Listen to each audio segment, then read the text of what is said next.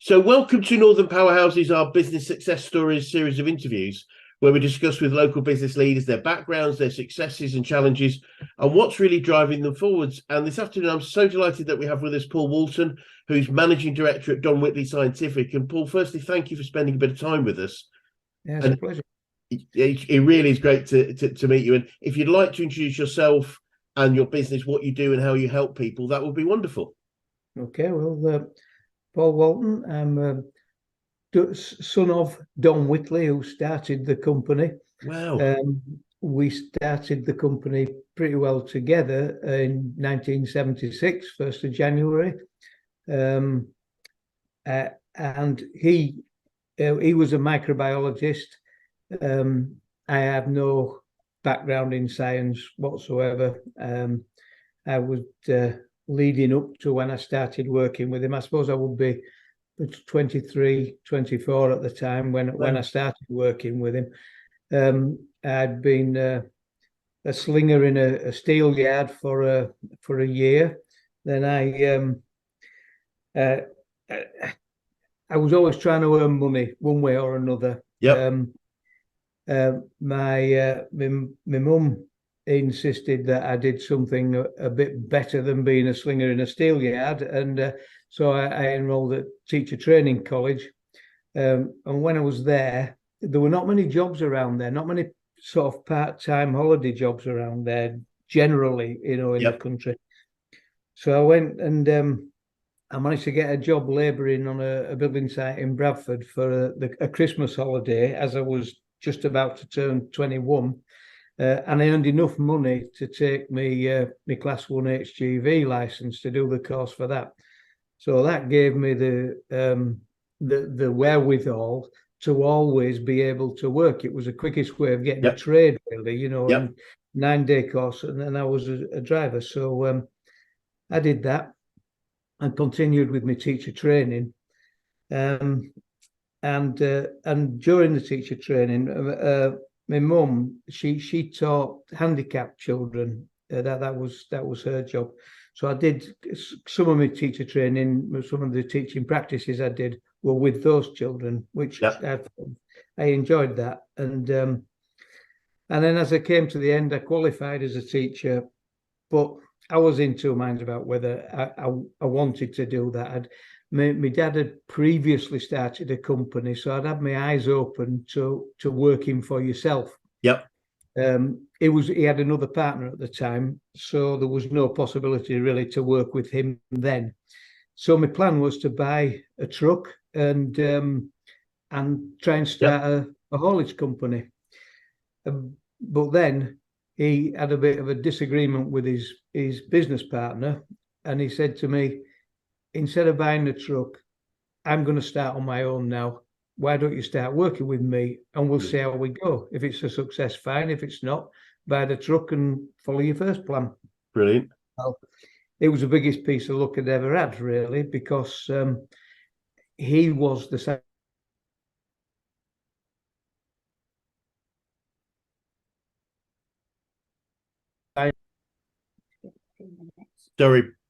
Sorry, Paul. I think we froze again. We so froze. I was saying, he was the inventor. He was the scientist. He had the contacts in the scientific world, and he wanted to start a business. But he would, if he was still here, he would say to you, I really had no interest in business and the mechanics of business. He was an academic, and I found that I did. It sort of excited me seeing the business grow and the ways we could do that. He taught me how to sell. He was a very good sales guy. He got on well with people. Yeah. And so that's where I fitted in at first. I was doing everything, but selling was the route that he pushed me down. The company was basically set up to supply equipment to microbiologists in all the different aspects of microbiology, food microbiology, medical microbiology, research microbiology, but it was all microbiology. About which I knew nothing. He showed me how to sell. He taught me about the different products that we had. And we were lucky enough to get an agency for a very clever product that came from America that cut out a lot of the time and expense in counting bacteria in foods. Okay. Yeah.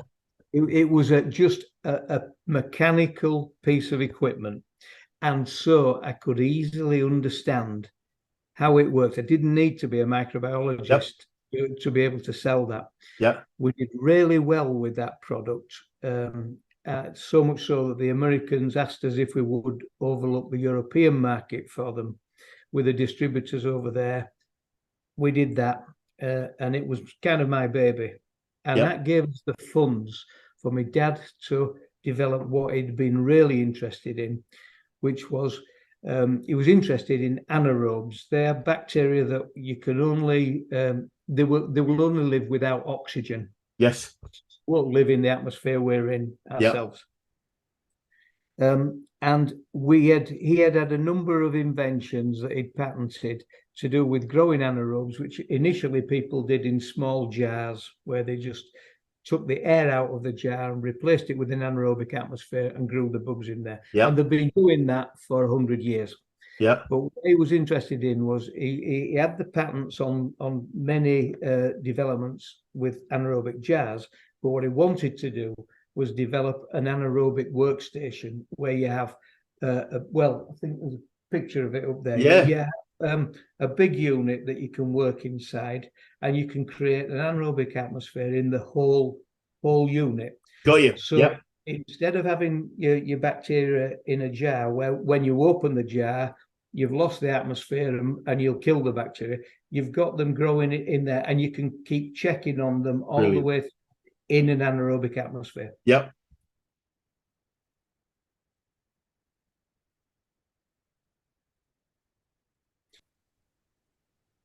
Are you back again? Yeah. Apologies. But I got all of that. So the workstation that you got behind you is creating that environment in a larger scale, and as you say, you're not having to work in jars. And you can look at the bacteria all the time within the atmosphere, which you can't do in a sealed jar. Yeah, absolutely. So we developed that, and it was a real winner, and that has been the kind of foundation of the company. So we've made anaerobic cabinets since the late 70s. Wow.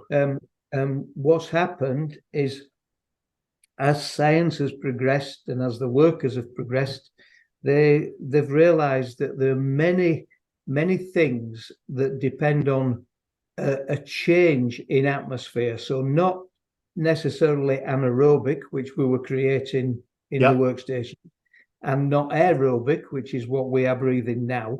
But somewhere in between those two, which is a state of hypoxia. It's not air and it's not anaerobic.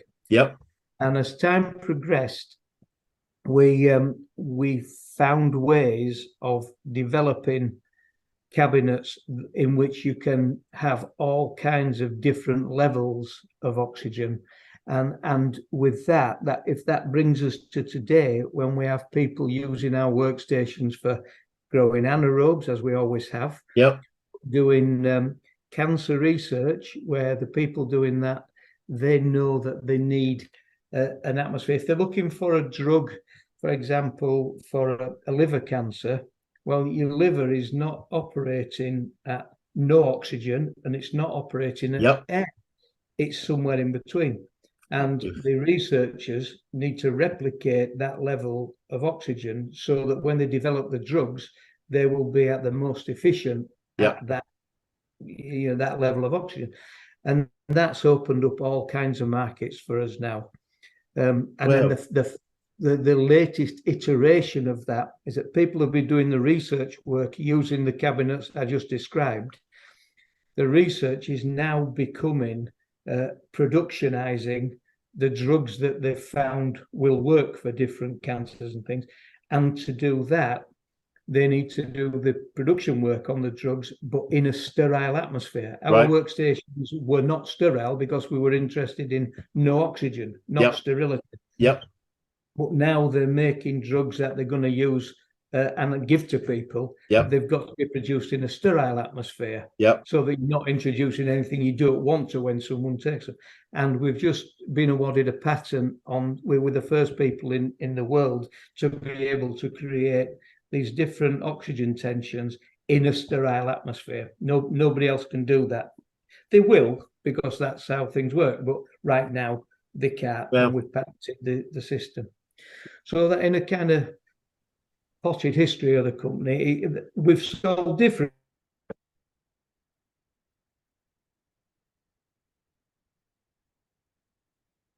company has been. So we've stopped again, I think. Yeah, no, you were saying you've sold different things, but obviously the foundation was the workstations, and that's what we do now. Fabulous. I do apologise to you for the slight challenge, but I always say to people, it's two people talking on Zoom, and this is what Zoom is like sometimes.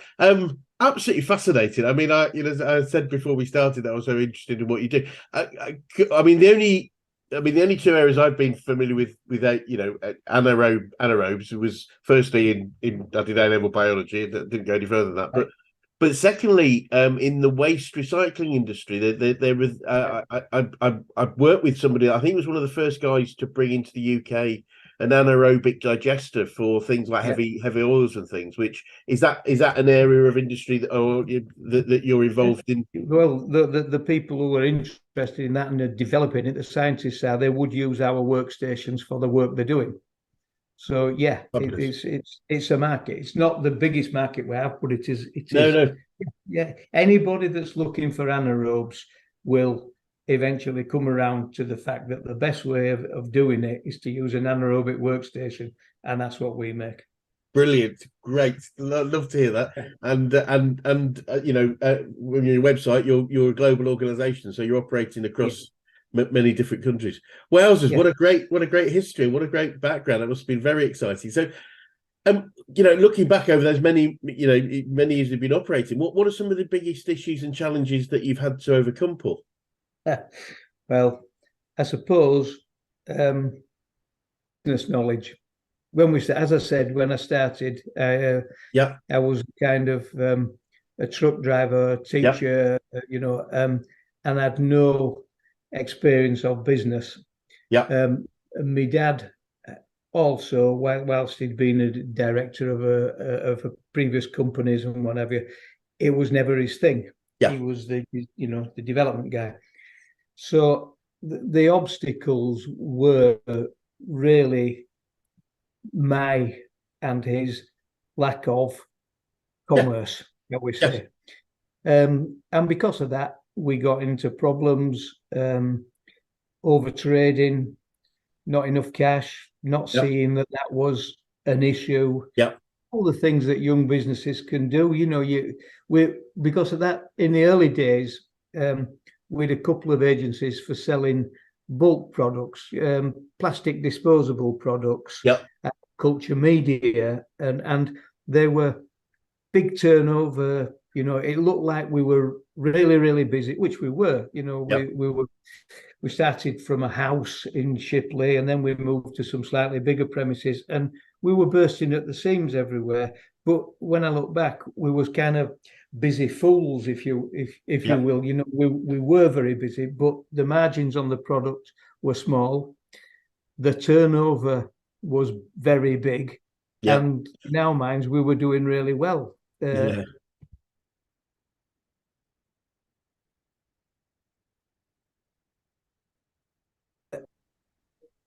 Sorry. Are you back? Yeah, you were saying turnover is a big, margin small. It's exactly. It always brings me back. I remember being told very long time ago, and it always stuck with me. What is it? It's turnover for vanity, profits for sanity, and cash flow for reality. Cash is king. Cash is king. That's exactly right. And that's what we didn't know. And so we were like real busy, moving boxes around, trucks coming in full of boxes, going out full of boxes. We thought this is fantastic. And it wasn't. And it nearly bankrupted us in the first few years, really, because we just you know the story. That was difficult. Discovering how unhelpful the banks are when things are going wrong was a massive lesson. Yes. And then, I suppose changing, understanding how to deal with the banks and how to not get into their grasp and put yourselves in a place where, they can easily cause you a big pain. Yes. And I suppose changing my role as the company's grown from, I signed up as a salesman, and so I say it myself, I was good at that. Yep. The role became more of a management role. Yep. Deal with a lot of people, and selling to people's one thing, but dealing with employees who they're perhaps not on the same wavelength as you, is another thing. Yeah.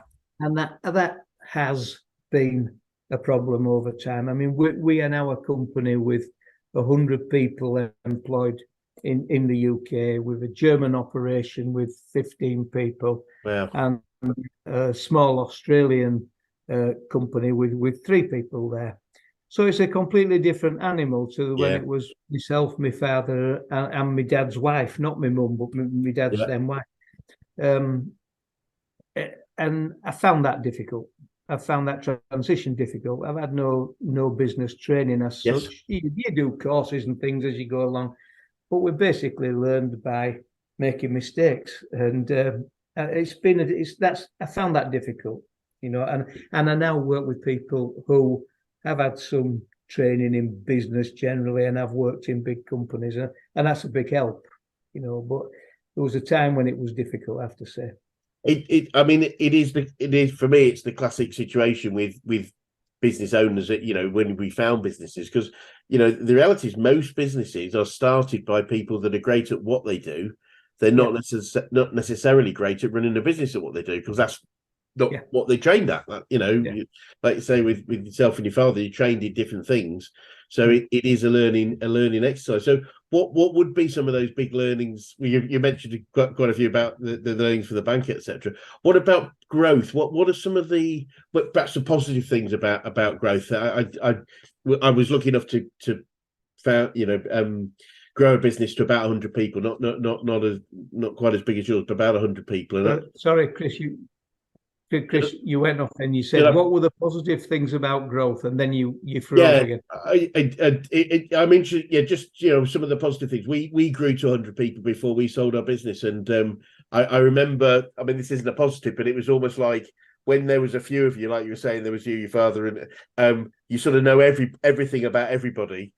And then you get to a point where you might know them, but you don't know their family and stuff. And then, eventually we got to a point where, they're a new starter and you'd go, well, who's that sort of thing? And that doesn't sound positive. But what are some of the things that you've experienced about growth that you would, It's good that if we talk about the positives, it's been good to get to a stage where we can really invest money back into the business, and we're not living hand to mouth. Yes. I like to think we've invested wisely. Yep. We're in some good premises now. We've developed the business. We spend a lot of money in research and development. Yeah. And that's been good for us. We've got a really good engineering capability now, mechanical engineering, electrical engineering. Wow. It's been we've got the usual departments. Obviously, we've got sales, we've got export sales, we've got marketing. Got my lady here waving the flag at me to remind me after me. Well done. All the usual departments, and it's been a pleasure to have more people around you that know different aspects of the job of the company. Yeah. That's been fascinating and has been a pleasure. One thing that it's enabled us to do, we've got a very good apprentice scheme. Oh, great. We've probably got, we must have had 18 plus 18. But we've got 8 on the books at the moment. Yeah, we're probably more than that. Probably more than 20 people are either still in their apprenticeship or have completed, and they go to degree level. The apprentices, in whether it's mechanical engineering, electrical engineering, we push. They don't all choose to do that, but they all have that opportunity. Some of them get so far, say that's enough, and then they jump out and they still work with us, but the others, we give them the opportunity to get up to degree level.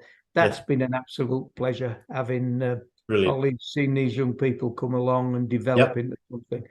It's hard work because the young people, they are of a different type, I think, to what we were 40 years ago. And that takes a bit of getting your head round sometimes. Some of the stunts that they pull, and you have to keep tapping them on the nose as they're going along. But it's a pleasure. It's brilliant. It is a pleasure with them.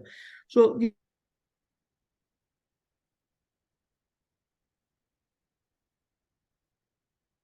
enabling you to do the things you really want to do. Wonderful. Did you? I did. Did you get all that? Absolutely, the apprenticeship and the enabling, and what's really interesting actually, and you've really nailed that sort of mindset change. And I don't know if this resonates with you, but I always say, the traditional growth of a business is exponential, and all I mean by that is if anything grows at the same percentage every year, it's actually doing that rather than that. And there's a phase in sort of, they call it establishment and survival. So you found the business, and there's a phase that can be however long is relevant, but you've just got to keep going. It's surviving through cash flow challenges. There's a lot of fear around. Every decision could be the last, and it tends to be quite a scarcity mentality of don't spend too much, watch every penny, which is absolutely sensible at that point. But there comes a point where we've got to go into an investment mindset, because if we don't, then we limit. We're literally doing that when we could do that, and you've explained that really well, I feel, in what in your experiences. It's what we've always tried to do. Sometimes probably done it a bit too fast, and then run into the problems I mentioned with the bank. But thankfully we're away from that now. We have no borrowings at all now, so brilliant. The bank take us out for lunch, which is nice. I like the phrase, if you're not living on the edge, then you're taking too much space. So it's okay. So you're probably aware we're a business coaching organisation, and we love the coaching part of what we do. And I'm keen to know who the best coaches you've worked with, whether that's business, sports, life in general. I mean, I guess your father has had a big impact on your life. Well, my mum. My mum was kind. My mum was calm, and my mum was always very supportive. My mum and dad split up when I was only about 4, so I never actually lived with my dad. Right. And so she was a single parent for a lot of my young life.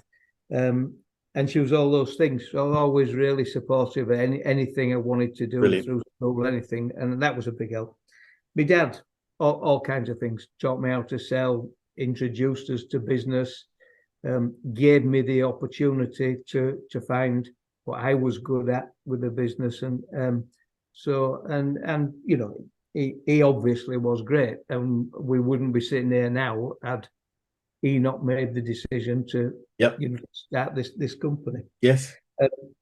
We were lucky early doors, probably a few years into the company starting. One of my dad's friends was a chartered accountant. He'd left the practice and he was running a print shop with his brother-in-law. They decided to call that a day, and he came and worked with us as our company secretary. Great. He was massively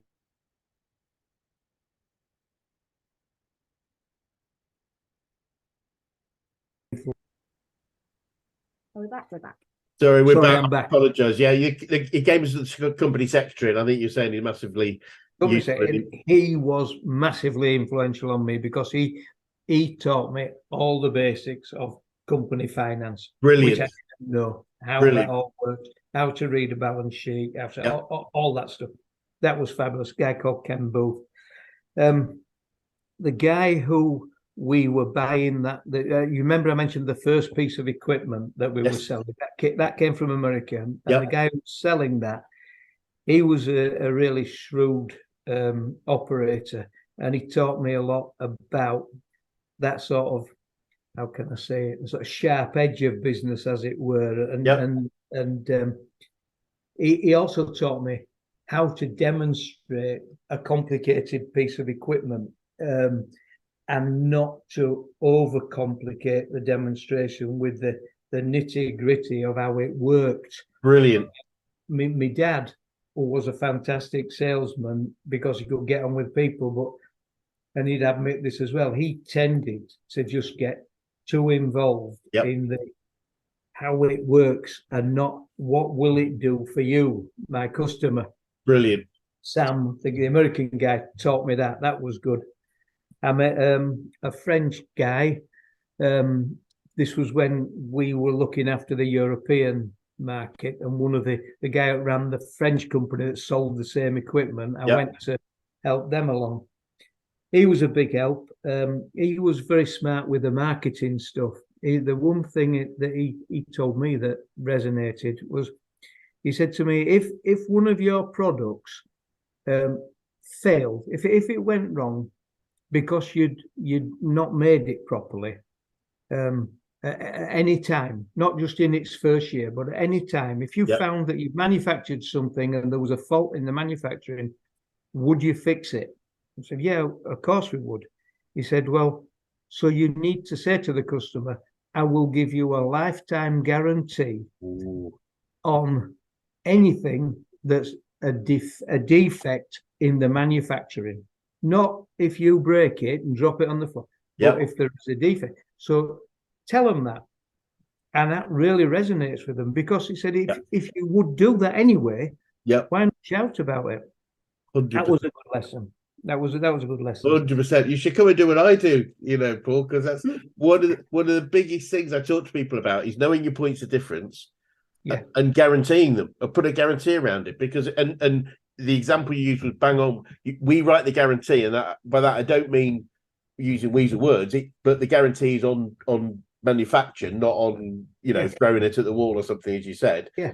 But wonderful. But sorry, that was a good lesson. Another French guy I dealt with, what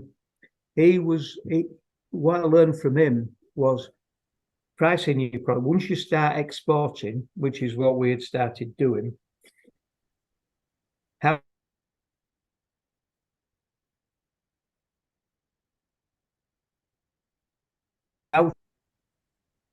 sorry, I do apologise. Are we back?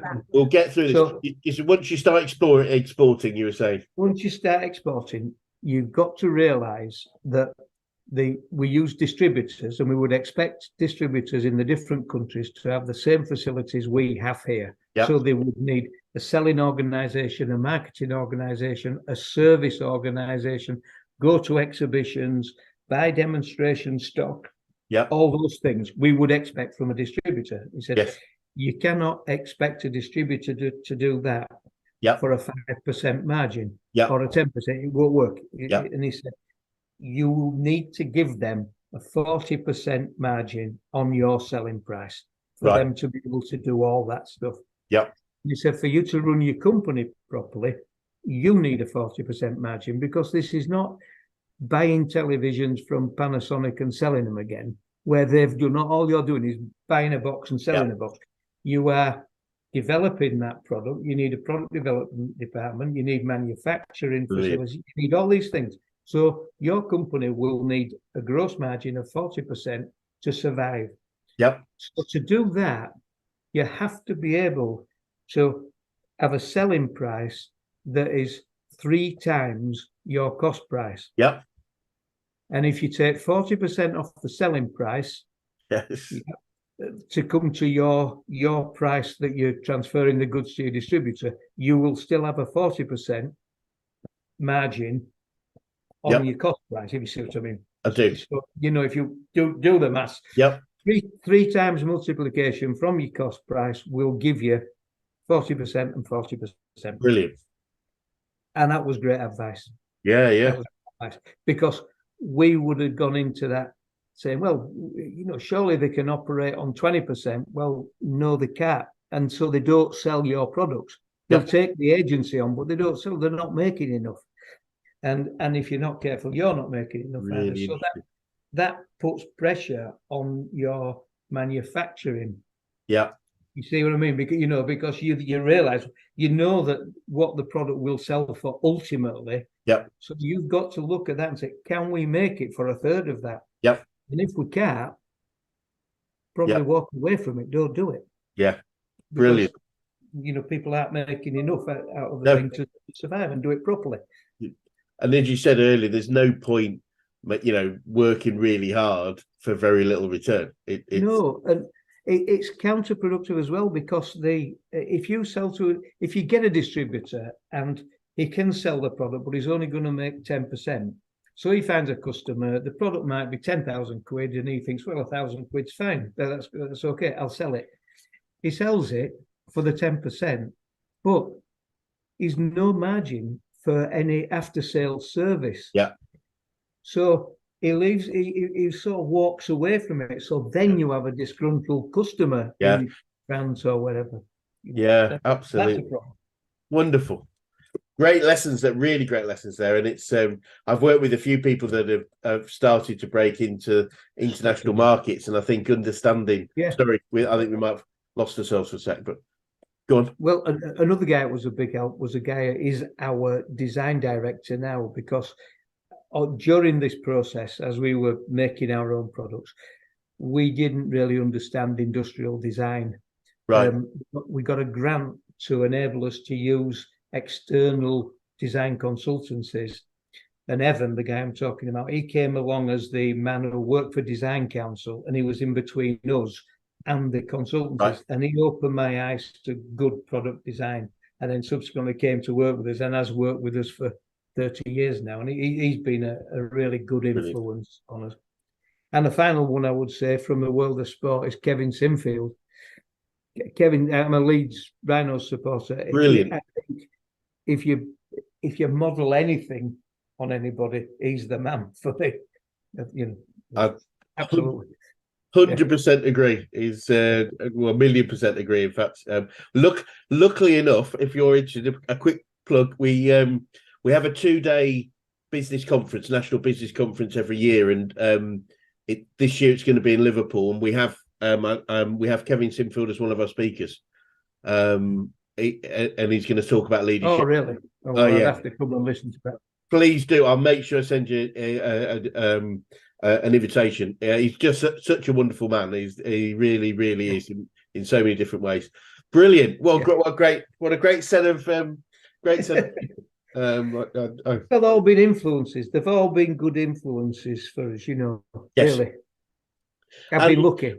Yeah, well, you might say that, but I think one of the things Richard Branson talks a lot about is recruiting people that are better than you in the area they need to be, and therefore leadership. You can say they're great people, but that makes you a great leader for finding them and engaging them for such a long time. If you've got people there for 30 years and more, then you definitely do something very right on the leadership front. Yeah. And Paul, from whether it's from them or anyone else, is there any favourite quotes or sayings that you find yourself using on a regular basis about business in general? Well, my two boys are the three of us own the company now. Yep. It's split 3 ways now. And what I said to them a long time ago, and one of the things they listened to actually was sometimes the best business that you do is the business that you walk away from. Yep. And that's really stood us in good stead, and they now get that and understand that, because it's easy. People come to you, well, how about selling this? How about doing that? How about doing that? And you get to a stage when you just know that it's not right. Or a customer will come along and they want to buy a £50,000 piece of equipment, but they want it for £20,000. because they're going to buy another 5 or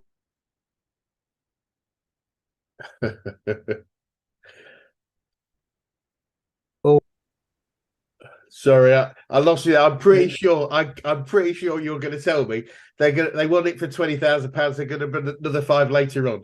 Yeah, that's exactly. Yeah, and of course, well, all right, give us the order and give us the deposit. That's fine. yes, that's So you kind of thank you, but no thank you. That kind of 100%. thing. Absolutely. Order 5 and you could probably get a discount, but you're not Yeah. getting a discount because you might order. I love it. Yeah. I love it how stupid people think we are, don't you? It's like I love it when they do that. It's well, that's right. Just write it down. Oh, Yeah, yeah, that's the one thing I can think of that that I would say, and it's not really a saying. It's a way that we are, and I got this from my dad, and I followed it up. When you were talking about how businesses grow and they get bigger and you start to lose touch, I work really hard at going round the place, walking round, seeing everybody, knowing the names. And it is more and more difficult as we get more people, but and understanding if they do have problems, and yeah, I'm asking them about problems at work. Are you happy? Are you all that thing? And sometimes that might spill into something's happened at home, and I try and remember that and keep knowing them. And my dad always did that, and I think it's the best way to work with your people to know them well and yeah. Do you know what? You're absolutely right. It wasn't in hindsight, looking back, the reason I probably lost touch with the people is I didn't run my part of that business that well, and I was doing like 100-hour weeks. So the ability then to have a chat with people on a regular basis, I created something that I couldn't do. But you're absolutely right. The size of the business shouldn't affect our ability to know. In fact, I one of my business heroes is a guy called Sir Terry Matthews, who was the first Welsh billionaire. So he made his money in the 80s, mainly on microelectronics, a bit like Alan Sugar, but probably about 10 times as successfully. And he owns Celtic Manor, the hotel in Newport. I don't know if and we had one of our national conferences I mentioned we had there probably about 8 years ago, and we persuaded him to come and speak. He actually lives in Canada now, but he operates, and he still operates, I think, about 10 billion plus businesses. So he's very, very, very, very successful. But speaking to the staff at the hotel, whenever he comes over, he talks to he makes that point. And just like you, he speak to, you get shift around in like a golf cart to some of the chalets you can. And he always says, how you getting on, what's going on. And I think that's a mark of, keeping in touch with people is so relevant. Yeah. It's, and I don't do it out of a sense of duty. I do it because I like it. I like the people that I work with. That's brilliant.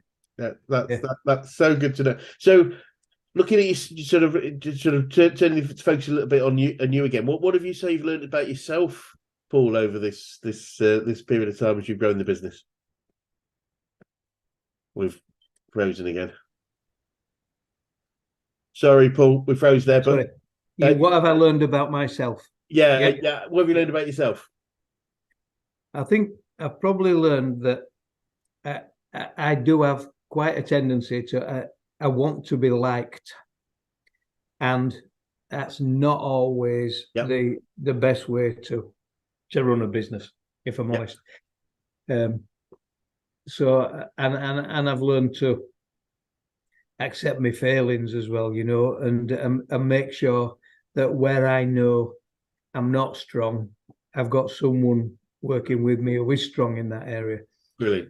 It's taken a long time to get to that stage, but I feel that we're there now. So, brilliant. Yeah. And it's interesting because I do a lot of work with people on behavioural profiling. How what sort of people, because there are people-oriented people, task-oriented people, and every behaviour type comes with its benefits, but its challenges. As you would people-oriented people are typically great leaders, great in sales, those sorts of things, but not always great at holding other people accountable, not always great at conflict and those. And you know, but people are good at conflict often aren't particularly good at building relationships with people. So it's also you need the whole thing, don't you? You need yes, the whole, that's and why you need to teams understand where you fit in. yeah, that's why teams should be different types of people. Like you know, like a rugby team needs needs fullbacks, it needs props. You can't really interrelate those guys. You can. It's getting closer and closer, I think, nowadays. But from the good old days when you could definitely tell the difference between a prop and a fullback. But yeah. So looking forward, Paul. I mean, obviously, we're amazing what you've already achieved. But what does the future look like for you guys? And what are the main challenges you think you face, if any? I think the future is, when people ask me this, I say it's more of the same. It's putting lots of effort into R&D and lots of effort into just making the place better. We have a long way to go. You know, we can, the website and all these things, they can window dress everything, but we've a long way to go to get to, for me anyway, to get to the kind of world class, which is where I want us to be in every aspect. And you can say you are, but if you're honest with yourself and you look at certain things that go wrong, small things, and bad communication within the place, and you know, customers left without the product they thought it was getting yesterday, and so on and so forth. We've a way to go to become world class, and that's what I'm keen. We just keep pressing on and pressing on. You know, the quality of the whole organization. So that's what I see. What was your question? The challenges that you might see on the way. With that. Honestly, the challenges, I think, are the people that the customers and the staff as well. You know, keep.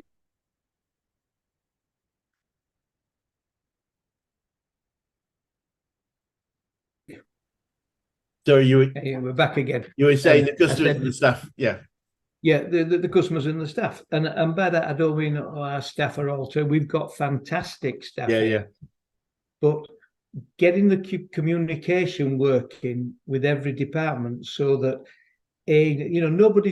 nobody makes a mistake because they're not trying, or you know, it's often that they did what they thought was the right thing, but this department didn't want it doing that way and hadn't told them, and it's all those things that it's generally communication, you know, within staff and following protocols that we've agreed are the right ones that will save problems from happening, and that's difficult as you get bigger. It's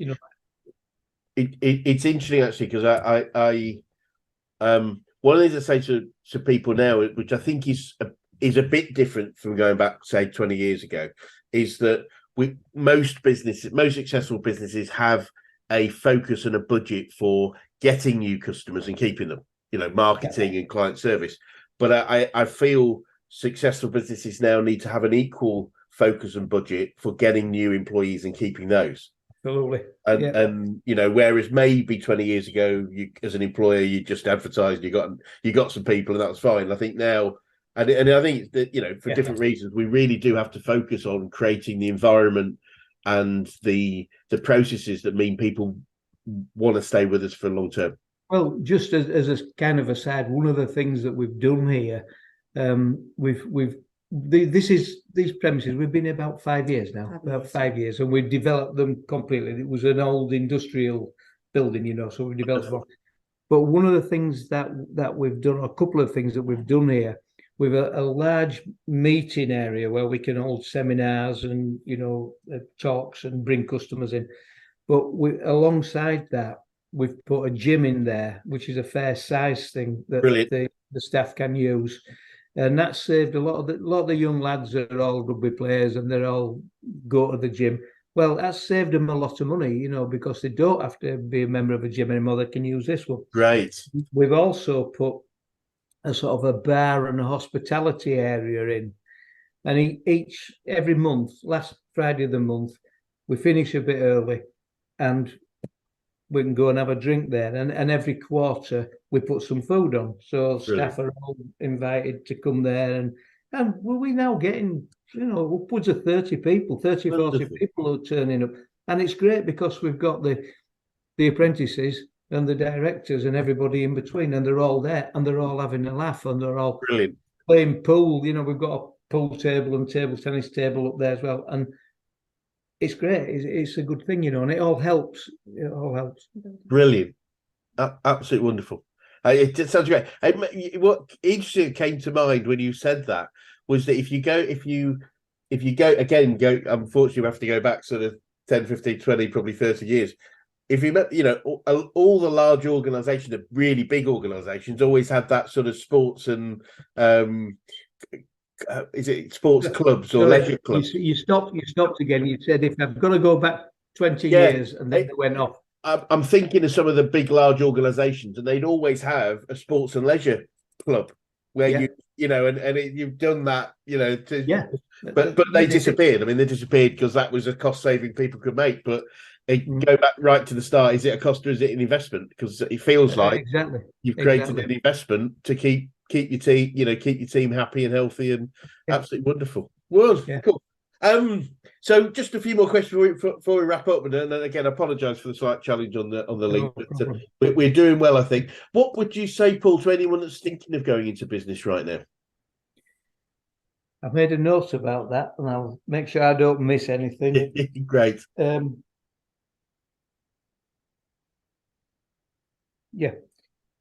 would say get the very best advice possible from someone who has a track record.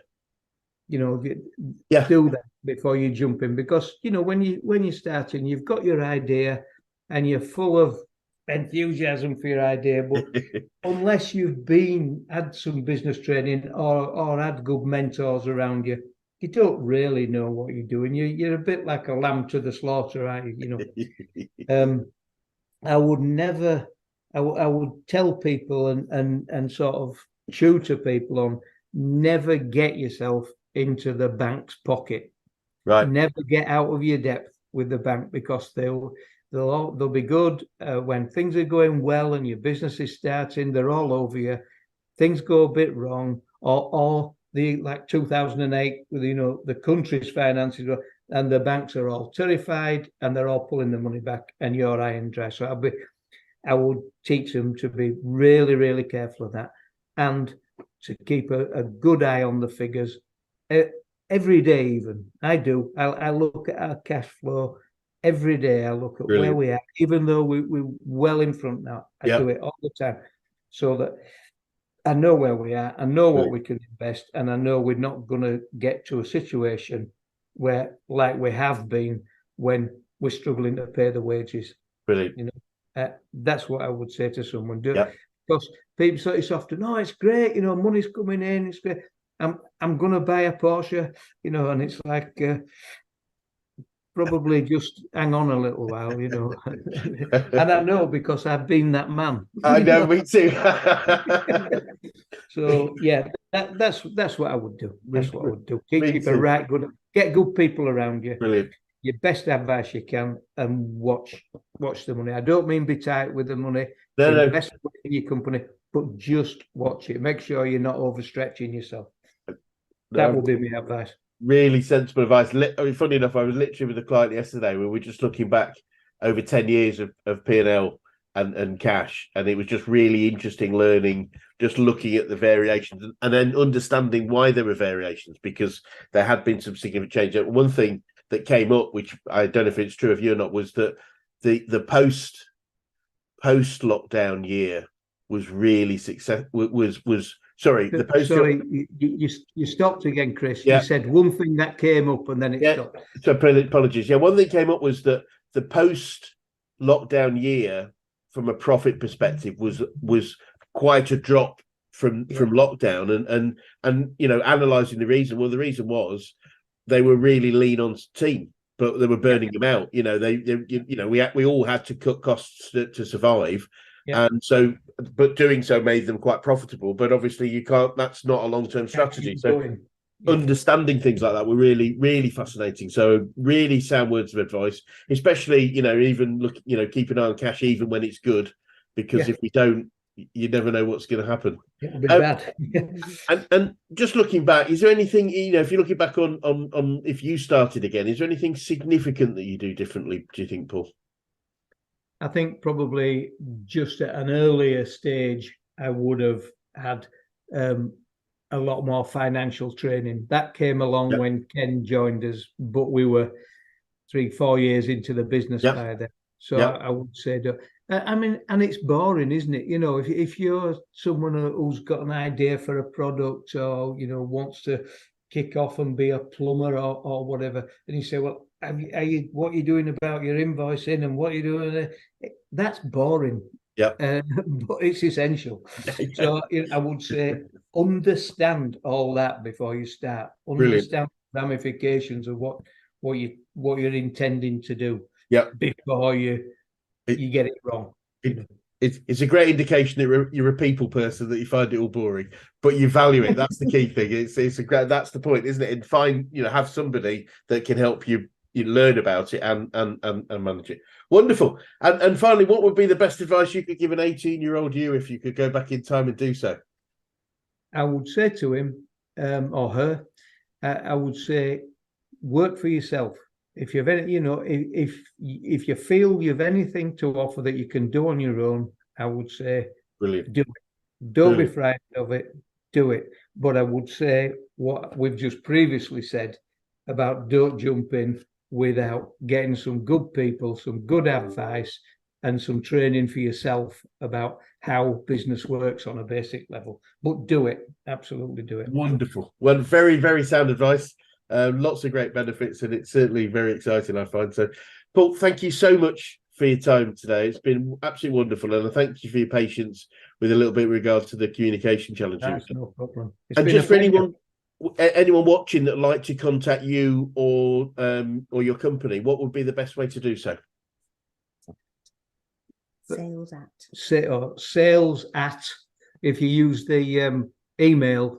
Yep. If the email to sales@dwscientific.co.uk, and the website address is dwscientific.com. Okay, dwscientific.com is the website address, and Deborah.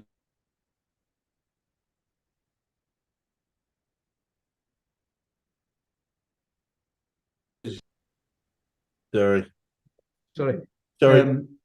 We've got the website address, and you were just saying Deborah. Website address, and Deborah is my right hand, so she would deal with all that stuff. She'd pick any of that up. And wonderful. Yeah.